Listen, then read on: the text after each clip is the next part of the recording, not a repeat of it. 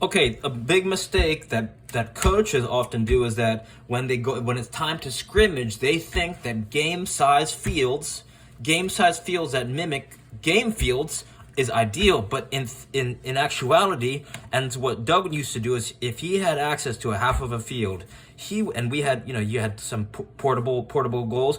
He would bring the goal in very close together. So now when you're scrimmaging, this is the last part of the practice. He would bring the goal in super close, right? So goals here. So goals right here. And so he would, if you're going to use the 18 as the grid, the cone, to start the cone line, he would extend the 18 there, and then he would make it so that a goal is being scored every 2 to 4 minutes. And if it takes longer than 5 to 7, right, if it's taken 5 minutes, 6 minutes, 7 minutes to score a goal, then your field is too big. And so he would split the team up into 3. And the reason why you want to split the team up into 3 with players who are sitting out as neutral players, bumper players on the outside of the field, having them play neutral players as bumper players on the outside of the field, not only does it keep them engaged, but if you're playing and one team scores and the other team, right, if one team scores on the other team and you only have 2 teams playing, there's nothing won and there's nothing lost. But if you have 3 teams and you have to get off the field, if you get scored on, now you're kind of losing the opportunity to play. And so what's going to happen is that if one team starts to heat up and is knocking all the other teams off, then they become the team to beat. So it raises practice intensity in an effortless way.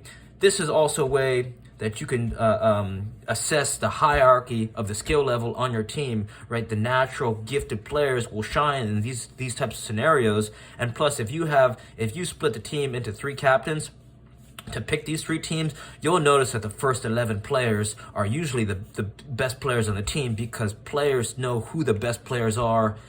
The hierarchy reveals themselves based on the first choice picks of each captain. And so even if you don't have 2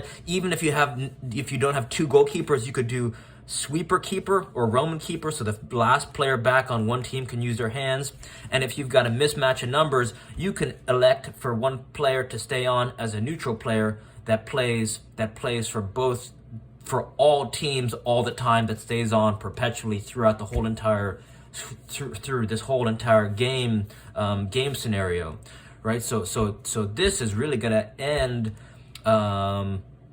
This is like the high note of the whole practice. And if you don't have access to 2 goals, right? Let's say you don't have access to this goal, you could put cone gates here and over here. And what this will do is it forces the attacking team, let's say a team's attacking on this goal, if there's a lot